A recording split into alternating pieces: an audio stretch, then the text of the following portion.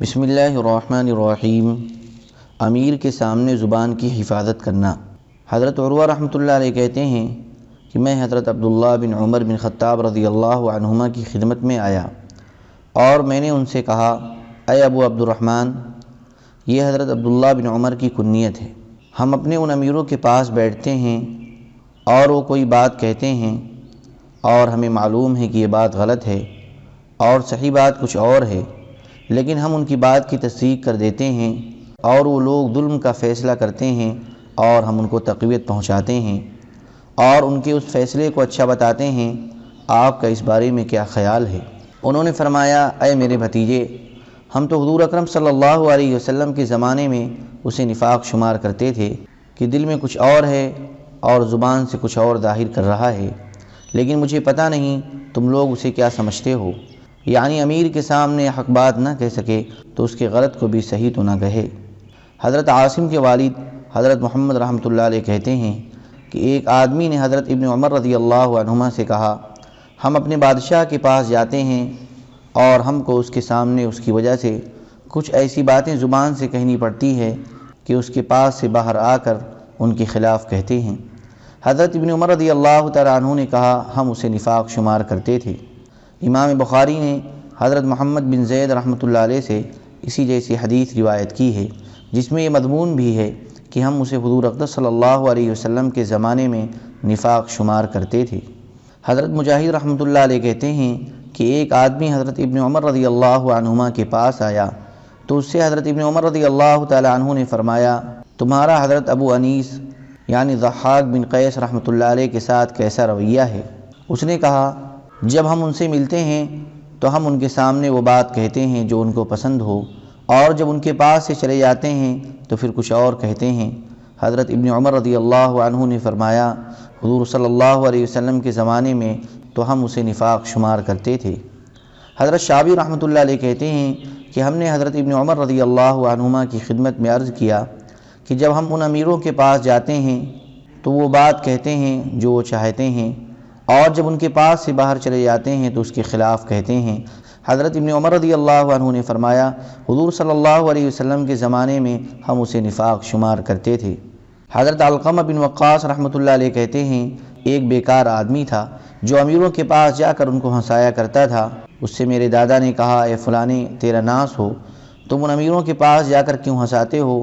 ایسا کرنا چھوڑ دو، کیونکہ میں نے حضور صلی اللہ علیہ وسلم کے صحابی حضرت بلال بن حارث مزنی رضی اللہ عنہ کو یہ فرماتے ہوئے سنا ہے کہ حضور صلی اللہ علیہ وسلم نے فرمایا، بعض دفعہ بندہ اللہ کی رضا والا ایک بول ایسا بول دیتا ہے جس کا انسانوں پر بہت زیادہ اثر ہوتا ہے اور اتنا مؤثر ہونے کا اسے گمان بھی نہیں ہوتا، اور اس ایک بول کی وجہ سے اللہ تعالیٰ اس سے راضی ہو جاتے ہیں اور اس سے ملاقات کے دن یعنی قیامت کے دن تک اس سے راضی رہتے ہیں۔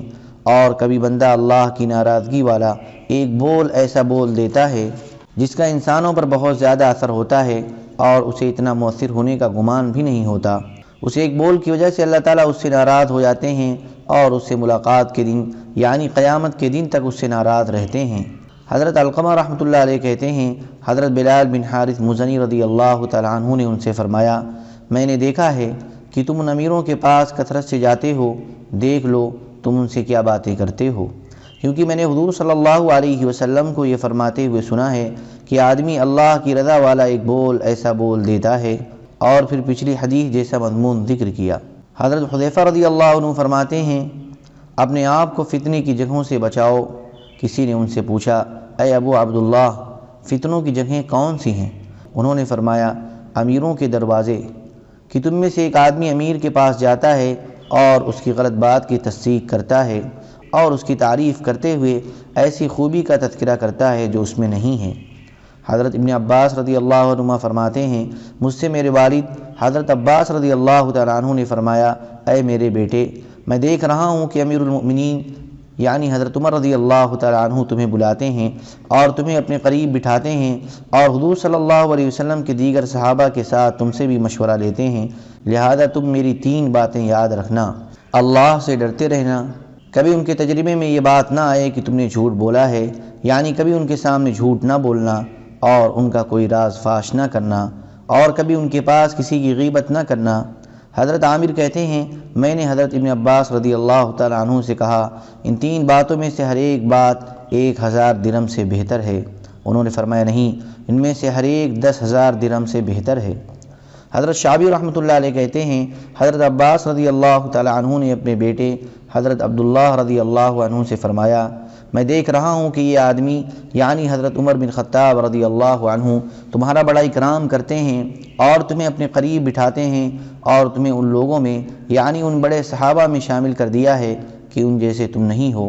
میری 3 باتیں یاد رکھنا، کبھی ان کے تجربے میں یہ بات نہ آئے کہ تم نے جھوٹ بولا ہے، اور کبھی ان کا کوئی راز فاش نہ کرنا، اور ان کے پاس کسی کی غیبت بالکل نہ کرنا، امیر کے سامنے حق بات کہنا، اور جب وہ اللہ کے حکم کے خلاف کوئی حکم دے تو اس کے حکم کو ماننے سے انکار کر دینا۔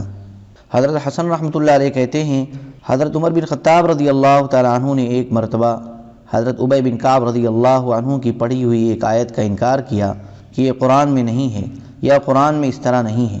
حضرت ابی رضی اللہ تعالیٰ عنہ نے کہا میں نے اس آیت کو حضور صلی اللہ علیہ وسلم سے سنا ہے، اور تم تو بقی بازار میں خرید و فروخت میں مشغول رہا کرتے تھے، اس لیے تمہیں یہ آیت حضور صلی اللہ علیہ وسلم سے سننے کا موقع نہیں ملا۔ حضرت عمر رضی اللہ تعالیٰ عنہ نے فرمایا تم نے ٹھیک کہا، میں نے تمہاری آیت کا قصداً انکار تم لوگوں کو آزمانے کے لیے کیا تاکہ پتہ چلے کہ تم میں کوئی آدمی ایسا ہے جو امیر کے سامنے حق بات کہہ سکے۔ اس امیر میں کوئی خیر نہیں ہے جس کے سامنے حق بات نہ کہی جا سکے اور نہ وہ خود حق بات کہہ سکے۔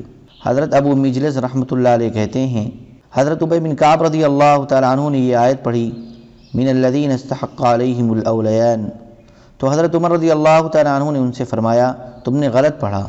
حضرت ابی رضی اللہ تعالیٰ عنہ نے کہا میں نے ٹھیک پڑھا ہے، آپ کی غلطی زیادہ ہے۔ کسی آدمی نے حضرت ابی رضی اللہ تعالیٰ عنہ سے کہا آپ امیر المؤمنین کی بات کو غلط کہہ رہے ہیں۔ حضرت ابی رضی اللہ تعالیٰ عنہ نے کہا میں تم سے زیادہ امیر المؤمنین کی تعظیم کرنے والا ہوں، لیکن چونکہ ان کی بات قرآن کے خلاف تھی اس وجہ سے میں نے قرآن کے مقابلے میں ان کی بات کو غلط کہا ہے، اور یہ نہیں ہو سکتا ہے کہ میں قرآن کو غلط کہوں اور امیر المؤمنین کی غلط بات کو ٹھیک کہوں۔ حضرت عمر رضی اللہ تعالیٰ عنہ نے فرمایا حضرت ابی ٹھیک کہتے ہیں۔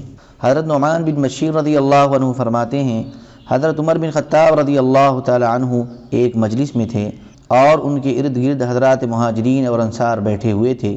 حضرت عمر رضی اللہ تعالیٰ عنہ نے فرمایا ذرا یہ بتانا کہ اگر میں کسی کام میں ڈھیل برتوں تو تم کیا کرو گے؟ تمام حضرات ادباً خاموش رہے۔ حضرت عمر رضی اللہ تعالیٰ عنہ اپنی اس بات کو 2-3 مرتبہ دہرایا تو حضرت بشیر بن سعد رضی اللہ تعالیٰ عنہ نے فرمایا اگر آپ ایسا کریں گے تو ہم آپ کو ایسا سیدھا کریں گے جیسے تیر کو سیدھا کیا جاتا ہے۔ اس پر حضرت عمر رضی اللہ تعالیٰ عنہ نے خوش ہو کر فرمایا پھر تو تم لوگ ہی امیر کی مجلس کے قابل ہو۔ حضرت موسیٰ بن ابی عیسیٰ رحمۃ اللہ علیہ کہتے ہیں حضرت عمر بن خطاب رضی اللہ عنہ قبیلے بنو حارثہ کی پانی کی سبیل کے پاس آئے، وہاں انہیں حضرت محمد بن مسلمہ رضی اللہ عنہ ملے۔ حضرت عمر رضی اللہ تعالیٰ عنہ نے فرمایا اے محمد مجھے کیسا پاتے ہو؟ انہوں نے کہا اللہ کی قسم میں آپ کو ایسا پاتا ہوں جیسا میں چاہتا ہوں اور جیسا ہر وہ آدمی چاہتا ہے جو آپ کے لیے بھلا چاہتا ہے۔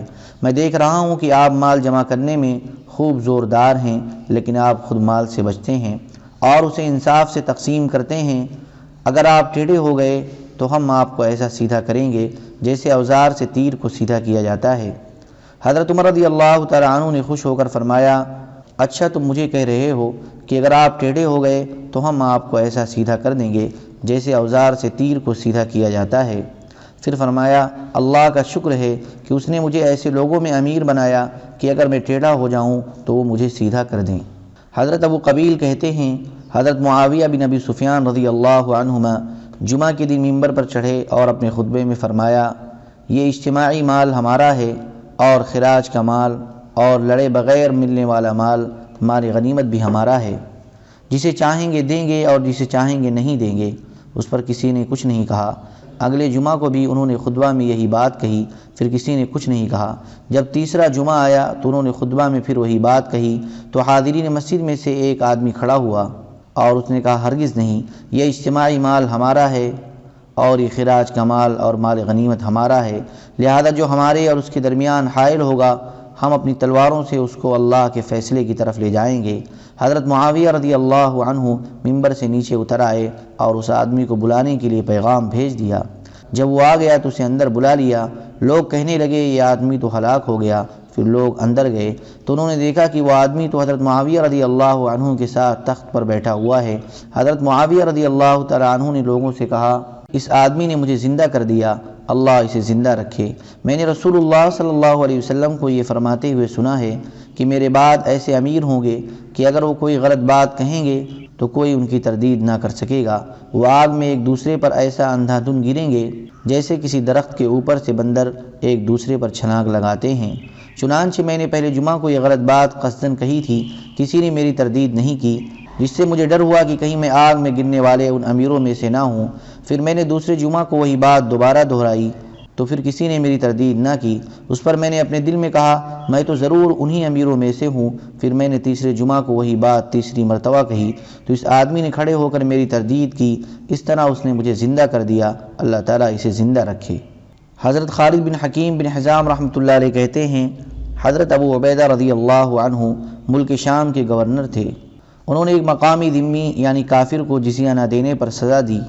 حضرت خالد بن ولید رضی اللہ تعالی عنہ نے کھڑے ہو کر حضرت ابو عبیدہ رضی اللہ تعالی عنہ سے سزا دینے کے بارے میں بات کی۔ لوگوں نے حضرت خالد سے کہا آپ نے تو امیر کو ناراض کر دیا۔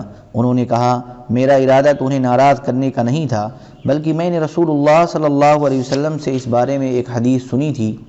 وہ حدیث انہیں بتانا چاہتا تھا، اور وہ یہ ہے کہ حضور صلی اللہ علیہ وسلم نے فرمایا قیامت کے دن سب سے زیادہ عذاب ان لوگوں کو ہوگا جو دنیا میں لوگوں کو سب سے زیادہ سزا دیں گے۔ حضرت حسن رحمۃ اللہ علیہ کہتے ہیں زیاد نے حضرت حکم بن عمرو غفاری رضی اللہ عنہ کو لشکر کا امیر بنا کر خراسان بھیجا۔ ان کو وہاں بہت سا مال غنیمت ملا۔